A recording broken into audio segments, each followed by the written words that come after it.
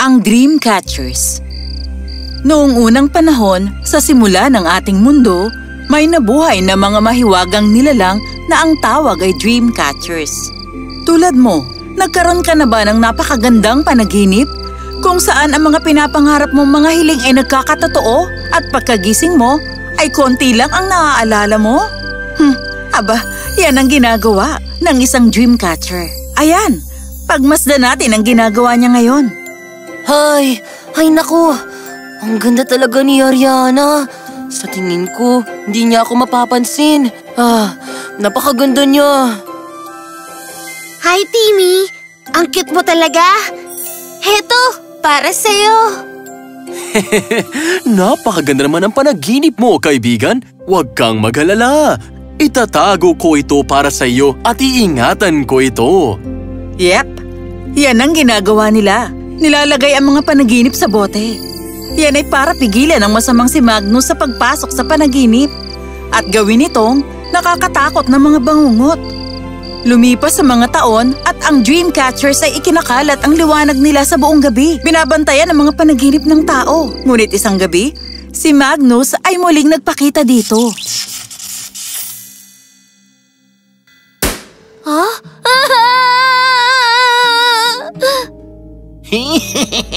Paborito ko ang bangungot na ito.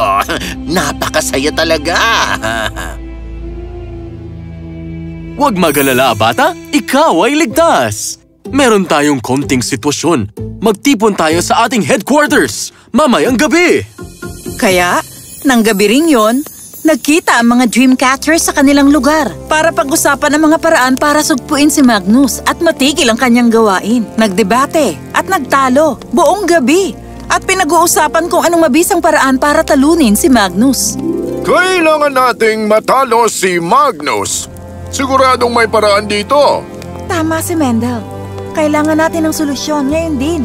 Bawat gabing hindi natin siya nahuhuli, libo-libong mga bata ang naghihirap. Nagpatuloy ng paulit-ulit ang kanilang mahabang debate. Oo nga pala, ang babaeng yan si Sonia. Isa sa mga pinakamalakas na nilalang sa buong San Sinukob. Kung may nilalang na may lakas at kapangyarihan upang planuhin ang pagkatalo ni Magnus, siya yun. Lahat ng bumoboto at pumipili. Biglang, isang malaking anino ang bumalot sa lahat at malalaking bagyo ang umihip sa kwarto. May narinig silang malakas na sigaw. Pagkatapos, tumahimik. Nawala ang anino at bagyo at biglang, nawala si Sonia. Oh, masama ito! Si Sonia! Tinangay siya! Kinuha siya ni Magnus! Ano na ang ating gagawin? Nabalisa ang mga Dreamcatchers sa mga pangyayari at humanap sila ng paraan para sagipin si Sonia. Ginamit ni Mendel ang kanyang mahiwagang apoy para mahanap ang kahit anong naiwan na bakas ni Sonia dito. Ngunit wala itong nagawa. Samantala, nadakip ni Magnus si Sonia. Pabalik sa kanyang lungga at iginapos siya sa isang kwarto. Di mo ako may kukulong dito habang buhay. Balang araw darating ang Dreamcatchers ko at tatapusin ka nila. Kung hindi ako mauuna sa paghuli sa kanila, mapapasakin ang lahat ng mga panaginip at akin sila para lamang paglaruan. Akin lahat! At habang tawa naman ng tawa si Magnus na parang isang baliw, nakaisip si Sonia ng magandang plano para matalo to. Pinikit ni Sonia ang mga mata at nagpadala ng mensahe pahimpapawid sa anyo ng isang mahiwagang ibon. Sana ay matanggap nila ang mensahe ko sa oras bago maging huli ang lahat. Lumipad ang mahiwagang ibon sa madilim na langit at sa loob ng bahay ng lalaking tulog ng mahimbing. At pinasok ang panaginip nito. Ito'y walang iba kundi ang maliit na si Timmy na nakita natin kanina. Yep, isa na siyang binata. May balbas at bigote pa. Sa wakas makakanood na ako ng Netflix at makakapag-chill. Timmy! Sino ka? Maikli lang ang oras ko. Ang pangalan ko ay Sonia. Ako ang tinatawag na isang Dreamcatcher. At nadakip ako ng isang masamang halimaw. Kailangan kong pumunta ka sa isang talon sa kanluran at pumasok sa loob nito. Sa kabila nito, makikita mong mga kasama ko. Hanapin mo si Mendel at sabihin mong, ikaw ang napili ko. Wow, grabe naman yun. Kakaiba yun. Ano yun? Ito yung bagay na nakita ko rin sa panaginip ko Nang biglang, nagsimulang magsayaw ang Dreamcatcher. Katulad mismo ng nasa panaginip niya. Hindi maaari to. Kailangan kong puntahan ng mga Dreamcatchers ngayon din. Kaya, pumunta na si Timmy sa talon. At tulad ng sabi, pumasok siya at lumapit agad-agad kay Mendel. Timmy! Paano ka naman nakarating dito? Nanaginip ako at may isang babaeng... Sonia? Oo, sinabi niyang sabihin ko sa'yo na... Napili niya. Tama, teka, bakit ko pa sinasabi sa'yo kung alam mo naman pala mga ito? Ikaw ay napili para sa isang napaka-importanting gawain. Ang masamang halimaw na si Magnus ay dinakip si Sonia. Pinuno namin. Kailangan namin siyang masagip at puksain si Magnus sa pagbibigay niya sa tao ng kanyang mga bangungot. Ikaw ang aming tanging pag-asa. Pero bakit ako? Wala namang espesyal sa akin. Ang mga panaginip mo, Timmy. Malalaman ang puso ng isang tao at ugali gamit ito. At ikaw ay isang mabait at mapagkumbabang tao. Kaya, ikaw ang napili naming lahat. Pero, bakit hindi na lang ikaw ang gumawa? Gamit ang kanyang mahiwagang baton, kayang patulugin ni Magnus kahit sinong Dreamcatcher sa isang iglap. Ang siyang napili lamang ang makakatalo sa kanya. Heto, kunin mo to. Ito'y mahiwagang anting-anting na tinatawag na Spinnerack.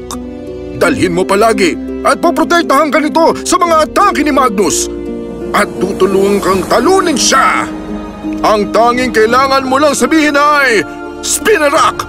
Laban! At doon din, ang mahiwagang apoy ni Mendel ay biglang lumabas sa harap ni Timmy. Ano yan? Yan ay si Magnus! Nakalabas na naman siya!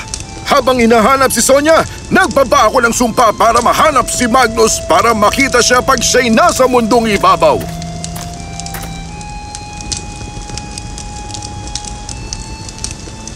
Mukhang inaatake niya ang isa sa amin! Si Alaro! Tara na! Pinitik ni Mendel ang kanyang mga daliri at sila ay napunta kung nasaan si Magnus. Tignan mo ito! Si Mendel! Dapat ay isa lamang ang uhulihin ko. Pero ngayon ay meron akong 2 Dreamcatchers! Napakaswerte talaga ng aking kapalaran! Timmy! Matulog ka! Sa isang iglap, si Mendel at Alaro ay nahulog sa sahig. Kumusta ka naman, Timmy? At ano ang hawak-hawak mo dyan? Huwag ka nang lalapit pa! Pinapalaan kita! Ha? At ano naman ang gagawin mo sa akin? Tatalunin ako gamit ang dekorasyon na yan? Ay naku, ano nga yung sasabihin dito? Spinnerack, sugod! Naku po! Sakit! Naloko na. Spinnerack, tulong? Matatalo na kita ngayon! Hiya! Huh? Akala mo kaya mo akong talunin? Naalala ko na! Spinnerack, laban! Huh? Anong nangyayari? Hindi! Nahigop lahat ng kapangyarihan mula kay Magnus at napunta sa baton. At siya ay naging mahina at pagod at natumba rin siya sa sahig. Pero, paano? Ako ang napili nila. Katungkulan ko na siguruhing ang mga tao sa mundong ito ay ligtas sa mga masasamang katulad mo. Nagising na rin ang mga Dreamcatchers at nakita si Timmy na nakatayo at ang baton ay lumulutang sa kanyang harapan. Nahuli si Magnus at naging bilanggo nila doon sa DC headquarters. At si Sonia ay nabalik na sa kanyang trono, ligtas at matiwasay. Timmy, Alam kong tama ang desisyon kong piliin ka. Sinagip mo kami lahat, pati na rin ang mga maliliit na bata. Kaya, meron ako regalo para sa'yo. Ito ang sarili mong kasuotan kung pipiliin mong tanggapin ito. Ibig bang sabihin, Oo, magiging isa akong... oo, Lahat ba ng mga Dreamcatchers hindi nagpapatapos ng Oo! At kaya, si Timothy Turner ang naging unang taong miyembro ng Dreamcatchers. Ikinakalat ang kanyang masayang mahika sa panaginip ng mga batang natutulog. Tinutulungang pagandahin ang mga panaginip nila bawat gabi at protektahan sila sa masasamang elementong tulad ni Magnus.